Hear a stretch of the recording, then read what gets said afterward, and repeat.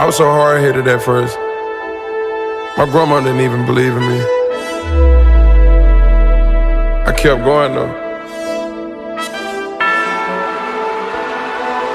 All I can say is I told you.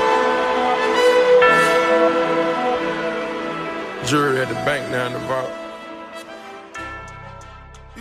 Миний цагсан бөмбөөр хичээллээд нэг 10 жил болчихсон. Бүр бага ангиасаа 1-р ангиасаа авч гэр бүлийнхаа ах нарыг тагаад цагсан болсон ба.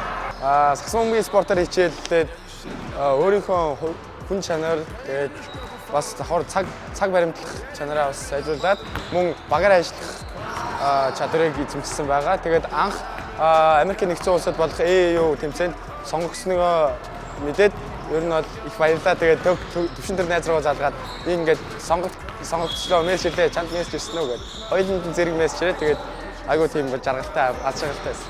Явах бэлтгэлээ одоохондоо яг спорт талдаа яг нэг сагсан бөмбөгөөрөө хийж байгаа. Тэгээд бас давхар сэтгэл зүгээ бас дэмжээд тийм.